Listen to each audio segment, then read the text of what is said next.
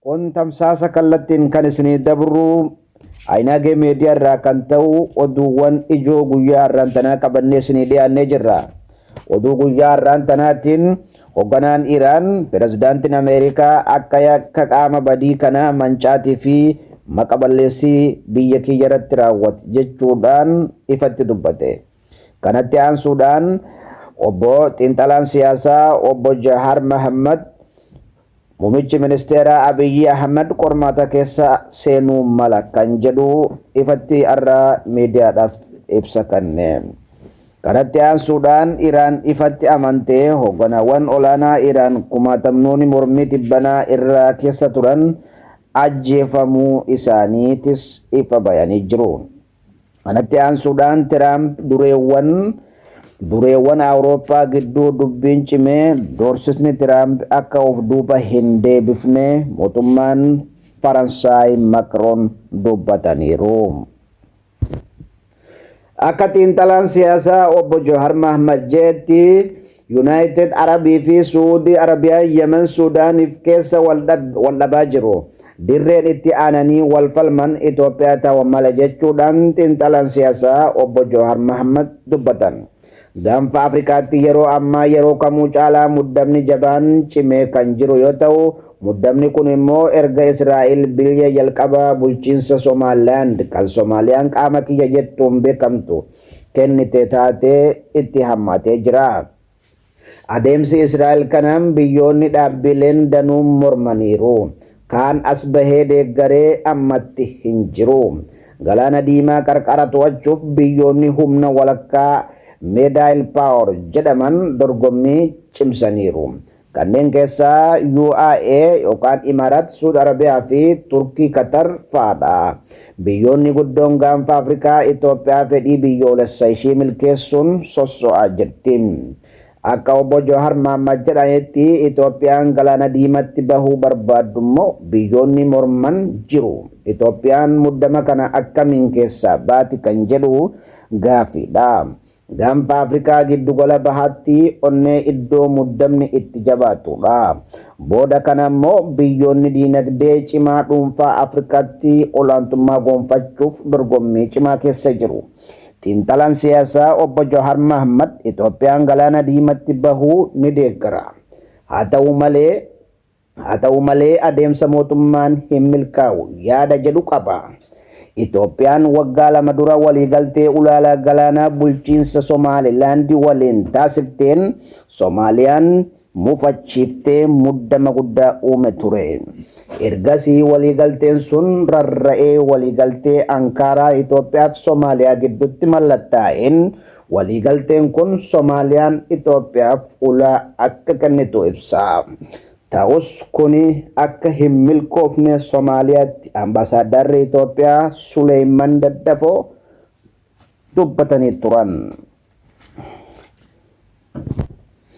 Kana malees kanatti aansuudhaan Awurooppaan erga Tiraamp doorsisa kaa'een booda dureewwan Awurooppaa Tiraamp balaaleffatan.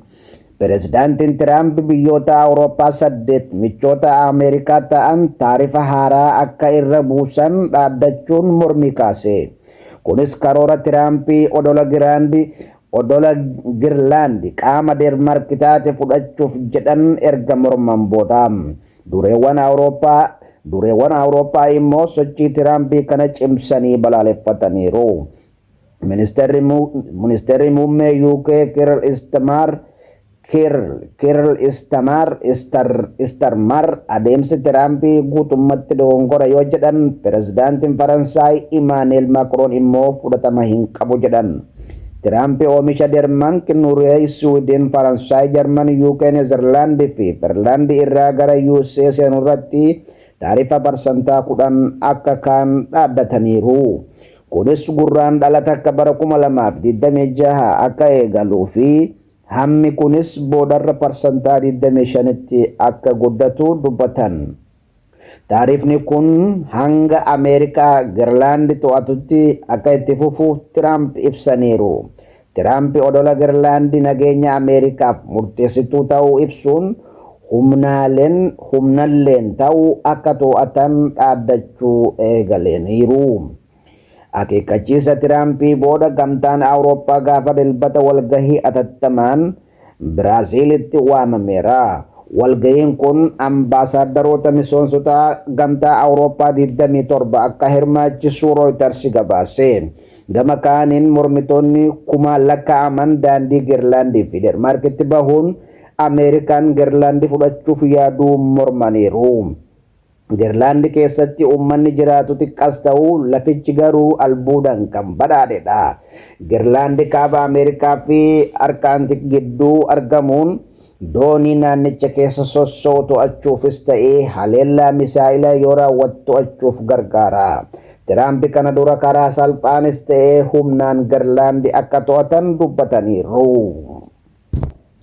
Waraanni Suuriyaa keessatti hammaatee akkuma itti fufetti yoo jiru, Ameerikaan Suuriyaa keessatti nama loltuu USA ajjeese waliin hidhata qabu jette ajjeesuu himte. Humnoonni Ameerikaa haleellaa Suuriyaa keessatti raawwatamaniin ajaja gartuu Alqaayidaa gartuu Islaamic State ISIS loltuu Ameerikaa 3 galaafate waliin kallattiin hidhata qabu ajjeesan. Ajajaan giddugala Ameerikaa ibsa baaseen Bilaal Hassan Al-Jaasim namni jedhamu haleellaa gaafa jimaata taasifameen ajjeefame. Kanaan dura haleellaawwan waraanaa Ameerikaatti yeroo raawwate haaloo akka bahan Tiraamp dhaaddatanii turan. Ibsa baheen namni kun waraana Ameerikaa ajjeefamaniin waraana Ameerikaaf Suuriyaa miidhe waliin kallattiin hidhata qabas jedhan. Himannaa kanaan sirna awwaalchaa kanatti aansuudhaan pirezidaantiin Masrii ergaa Tiraampii akkasumatti beeksisan. Pirezidaantiin Masrii Abdul Fattah Al-Siisiin xalayaaf ergaa Tiraampii katabaniif akkasumatti beeksisan. Xalayaan pirezidaantiin Ameerikaa erganiifin akka galateeffatanii fi xalayaa galatallee akka barreessaniif himama. Siisiin ergaa miidiyaa hawaasummaa isaaniirratti dhimmamaniin bishaan Naayil Abbaayya Masriif maal akka ta'e Tiraamp beekamtii kennuu isaanis nan galateeffadha jedhan. Tiraamp dhimma bishaan laga Abbaayyaa waliif qooduuf hidha haaromsa Itoophiyaa guddicha laga Abbaayyaa gara walitti bu'iinsa humna waraanaa guddaa ta'etti akka hin geessine yaaddoo qaban ibsanii. Dabaluunis Ameerikaan irra deebiin gahee guddoo seenuun gara waliin mari'achuutti fiduu akka jalqabdu xalayaa agarsiisu pirezidaantii Masrii Abdul Fattah Al-Siisiif ergan.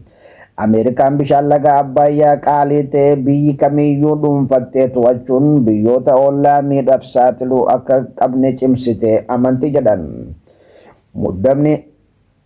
Muddama hidha haaromsaa Abbaayyaa irratti jiru furuuf ajandaa koo isa hangafaati jechuun Tiraamp irra deebiin ibsaniiru. Masriin kanaan dura irra deddeebiin Tiraamp gidduu seenanii akka furan gaafataa turte. Itoophiyaan Masri Suudaan waggoota 10 oliif dhimma hidha Abbaayyaa irratti mari'atanis walii galuu hin dandeenye. Kanaafis tokko isa kaan komata. Tiraamp kana durallee dhimma Abbaayyaa kana jaarsummaan furuuf sosso'anii turan. Ta'us Itoophiyaan giddu seentummaa isaanii himatte.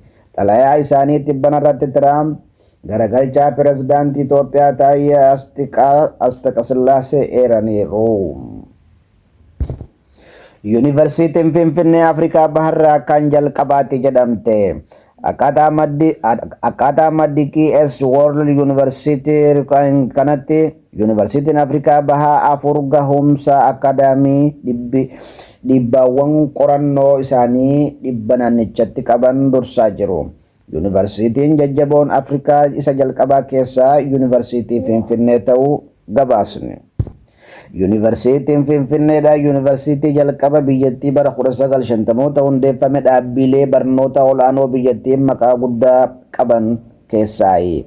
Yuunivarsiitiin kun lafee dugdaa fi burqaa hayyoota biyyattii ta'uun tajaajilaa jira. Muummeewwan barnoota humanity saayinsiiwwan hawaasummaa injinaringii fi fayyaatiin yuunivarsiitii jabaadha. Qo'annoowwan isaa misooma keessumaa fayyaa hawaasaa qonna naannoo irratti gahee qabaachaa jiran murteessaadha. Kun cuunfaa oduu guyyaa har'aan tanaati. Oduu biraa qabannee hanga boru wal galgala walitti deebinutti nagaatti.